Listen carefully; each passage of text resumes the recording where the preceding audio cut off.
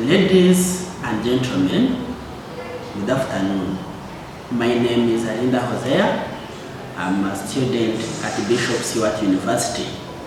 Welcome back. Today I'm going to talk about the succession, the law on succession, specifically on the reform of the Succession Act, Cap 162.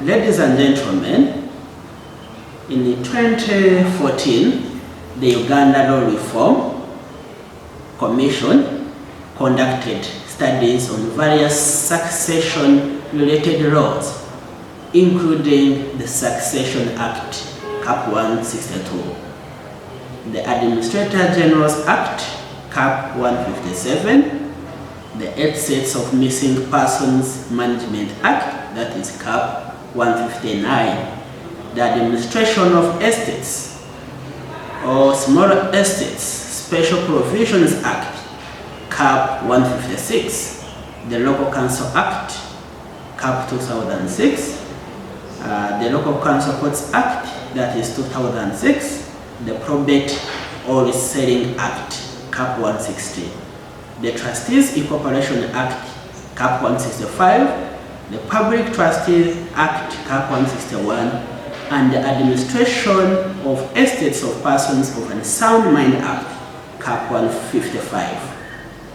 Ladies and gentlemen, the studies were informed by many factors, including the development in the Constitutional Court case of the law advocacy for women in Uganda versus Attorney General, that is Constitutional Petition number 13 of 2005 and number 5 of 2006, in which several provisions, for example, sections like Section 2, Paragraph N, Section 14, Section 15, 27, 26, 29, 43, and 44, and also rules like Rule 1, Rule 7, 8, 9 of the second schedule of the Succession Act were declared unconstitutional and discriminatory based on gender. Ladies and gentlemen, these studies revealed that many of the succession-related laws were outdated and not in line with the 1995 Constitution of Uganda, human rights principles, and Uganda's regional and international obligations. The studies also lived into the cultural norms of customs surrounding succession and highlighted the administration and limited access to family wealth that women in Uganda often faced. To address these issues, ladies and gentlemen, the Commission recommended amendments of the laws and public awareness campaigns to challenge non-constitutional aspects of cultural practice. Based on this study findings and further stakeholder engagement and consensus, the proposals were enacted as the Succession Amendment Act in 2022. This amendment aims to modernize and update the laws governing succession in Uganda to facilitate ensuring fairness, protection, and efficiency in estate and succession management. The specific purpose of the Succession Amendment Act 2022 was to repeal provisions of the Succession Act that were declared unconstitutional by the Constitutional Court in the law advocacy for women in Uganda versus Attorney General, Constitutional Petition number 13 of 2005 and number 5 of 2006. The specific purpose of this amendment also was to redefine the distribution of estates of persons who die without leaving a will behind a will, and also provides for the duration of letters of probate and letters of administration. I'm going to also talk about the salient features of the Succession Amendment Act 2022. The Succession Amendment Act 2022 introduced changes to inheritance rights, the distribution of assets, and the process of estate administration. To appreciate these developments and reforms, it is important to highlight the salient reforms brought by the amendment. The first reform is about the equality before the law. The Act amended provisions and removed language that promoted discrimination. For example, on the basis of sex, the law applies equally to men and women, and between legitimate and illegitimate children. All children, regardless of their parentage, are now treated equally. They have the same rights. The law was therefore made equal in application to both men and women. Secondly, it's about guardianship. The 2022 amendment recognized the different forms of guardianship. That is, there is testamentary guardianship, there is customary guardianship, and there is statutory guardianship. For example, if a testator appoints a guardian for minor children but does not appoint an executor or executrix, the guardian will assume the role of the executor. Ladies and gentlemen, allow me to bring to your attention Section 44 of the Act, Succession Act 162, provided that on the death of a father of an infant, where no guardian has been appointed, by the will of the father, a list of persons in the order of priority to take up guardianship of the child of the deceased. This list gave priority to the minor's paternal relations and then the maternal relations before the mother's parental rights over the child. It also did not cater for statutory guardianship upon the death of the mother of the child. Pursuant to Section 25 of the Succession Amendment Act 2022,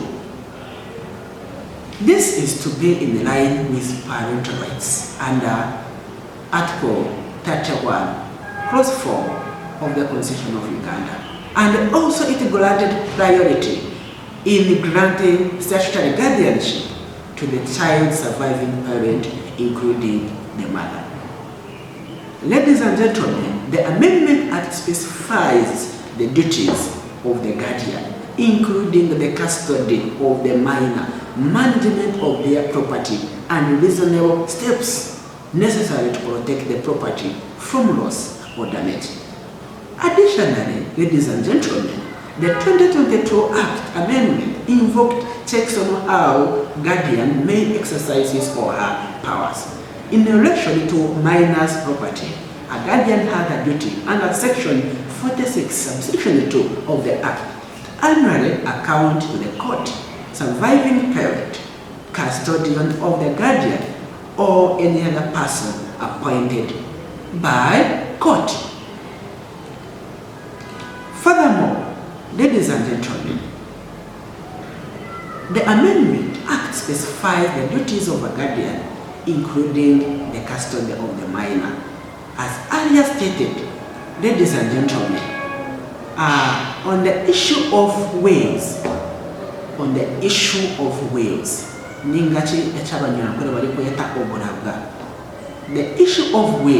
the Amendment Act strengthened protections of a testator's freedom to dispose of his or her property as desired.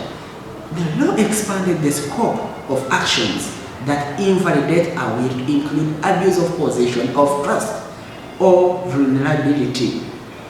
Ladies and gentlemen, Section 50 of the Succession Act was amended by Section 31 of the Succession Amendment Act to provide for every witness a way to sign, write their name and address on each page of the will.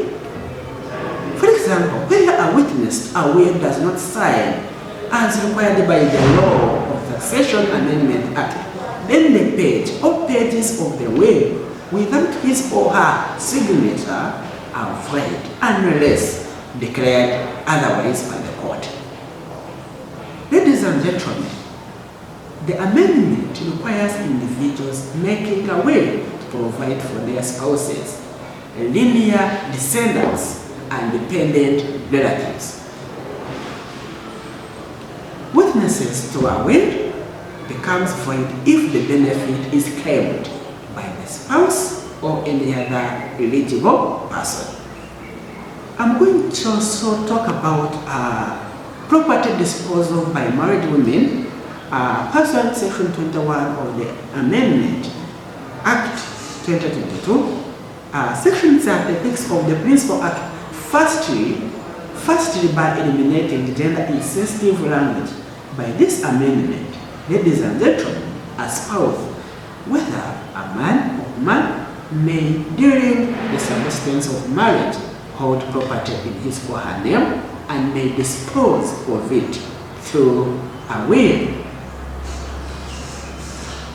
Also, under the resumption, also I talk about the resumption of gifts made in contemplation of death.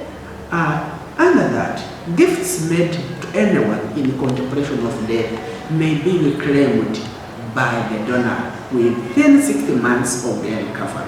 For example, if the donor recovers from the illness during which the gift was made, it does not take place. Also, let me talk about minors as executors. Minors as executors.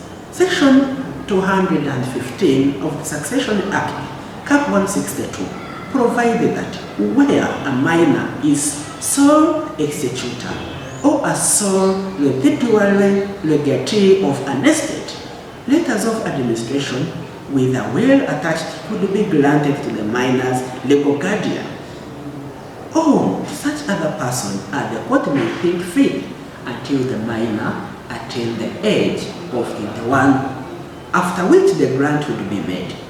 This was amended, ladies and gentlemen, by Section 35 of the Succession Amendment Act to emphasize the requirement for an executor to be 18 years and above, in line with Section 184 of Succession Act and the Children Act, and also the Constitution of Uganda. The law now provides where a minor is a sole beneficiary or honorary legal legatee of an estate and a will, the guardian of the child may apply for letters of administration with a will annexed to enable the guardian manage the minor's estate. Let me also talk about caveats. It is common for interested family members to hold a caveat called the process of granting letters of administration or grant of probate until dispute is resolved. Previously, Section 255 of Succession Act, Cap 162, provided that no proceeding would be undertaken on a petition for probate or letters of administration after caveat against the grant of the petition has been entered until the notice is given to the person by whom the caveat was entered. Let me also talk about court powers. The court now have the power to remove. It had the power to defer the appointment of someone granted probate or letters of administration, for example, if they are found unfit for the law. I talk also on also the misapplication of estate. It is now an offense punishable by imprisonment or fine for an executor or for an executrix to misapply an estate. For example, causing a loss, causing damage before the grant of probate. The penalty is imprisonment for a maximum of 3 years or a fine of 960,000 shillings or both may be without. I also talk about validity of grant of probate. It is so vital, ladies and gentlemen, that the validity of a grant of probate and letters of administration is now 2 years from the date of issuance. An executor or administrator may apply to court before expiry of the grant for extension of the grant. For example, this may be granted by a court for good reason. You also need to note that consent for disposal. No disposal of estate property can be done without the consent of a spouse and linear descendants of the deceased, and if the beneficiaries are minors, the consent of the guardian is required. I also talk about the administration of residual property. The rule is that the residual home of a deceased is to be occupied by those people who normally reside in it at the time of the deceased's death. If we have, for example, the surviving spouse, the linear descendants below 18 years, we also have the linear descendants who has a disability, for example, at the time of the death of the deceased person. We also need to note this, ladies and gentlemen, in a situation where we are distributing in person to 2022 amendment, it provides that the residual property of a deceased person belongs to the surviving spouses, linear descendants who are minors, linear descendants who are above 18 years of age but below 25 years, unmarried and school-going, linear descendants with disabilities, that is mental or physical, who were totally dependent on the deceased person. Also, to talk about the entitlement of beneficiaries of an estate, we need to know that the Succession Amendment Act 2022 introduces important provisions ensure fairness, protection, and efficiency in estate management in Uganda, both in intestate and intestate succession. We also talk about the rules of distribution. You also need to understand that most prominent among the amendments introduced by the 2022 Act are the rules on the distribution of property under Section 27, most of which were informed by case law that sought to enforce fairness in the distribution of property. Section 14 of the Succession Amendment Act outlined the distribution of the deceased's property based on specific circumstances and relationships. The rest of the estate is then distributed in the following manner depending on the different circumstances.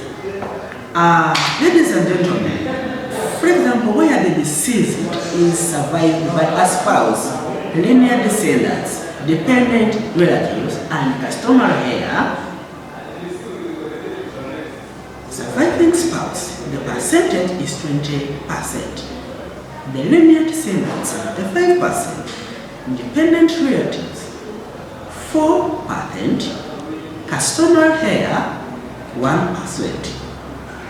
Where the deceased is survived by a spouse who has no children, but the deceased person had children outside the marriage or outside the wedlock. In this case, there is no discrimination against children born out of wedlock. Children born in or outside the marriage have the same entitlement under the law. If the deceased leaves behind no spouse, note this. If the deceased leaves behind no spouse or dependent relatives, but there are surviving linear descendants and customary heir, linear descendants, the percentage is 99%. Customary heir, deceased is survived only by a spouse or a dependent relatives and customary heir and no linear descendant. The surviving spouse, it is 50%, dependent relatives 49%, customary heir, it is 1%. Where the deceased is survived only by a customary heir, the surviving spouses, it is 99%, customary heir 1%. Where the deceased is survived only by a customary heir and the dependent relative, so the dependent relatives, it is 99% and the customary heir 1%. Where the deceased is survived by only a customary heir and there is no surviving spouse, there is no linear descendants, no dependent relatives, the property is divided equally amongst the deceased person's nearest relatives. These relatives may include the descendants, person's mother, father, sister, brother, aunt, uncle, niece, nephew. My dear friends, I'd like to bring to your attention that in this amendment of the law, it was just offering you clarity on distribution of interstate estates in different circumstances. You need to understand that it was just offering you a clarity in relation to that. Ladies and gentlemen, as I wind up, let me talk about briefly the challenges faced by the Administrator General. You also need to note that the Office of Administrator General is the government department responsible for handling issues of inheritance and succession. This office also doubles as the public trustee in the exercise of its function. The office faces the following challenges. I'm going to outline them. I have fraud, false identification, and difficulty in identifying beneficiaries. Some estates have numerous beneficiaries, and arriving at a consensus of who should be appointed administrator is a tall order. Traditional and cultural practices that contradict the laws of Uganda. Then another challenge is about false declaration of estates as small estates. Then delayed administration of estates by executors and administrators. In a nutshell, therefore, these amendments contained in the Succession Amendment Act 2022 ensure fairness and efficient distribution of the deceased's property in cases of interstate succession, while protecting the rights and the interests of surviving spouse, linear descendants, dependent relatives, and the customary heir. It is therefore important that individuals and families need to familiarize themselves with these provisions to navigate estate and succession management effectively. Thank you so much, ladies and gentlemen, and I'd like to bring to your attention that the Office of the Administrator General is entitled to issue a certificate of no objection once the requirements that should be stated by person applying for letters of administration or letters of probate are well satisfied. Thank you so much. I remain Alinda Hosea, a student at Bishop Stewart University, pursuing Bachelor of Laws.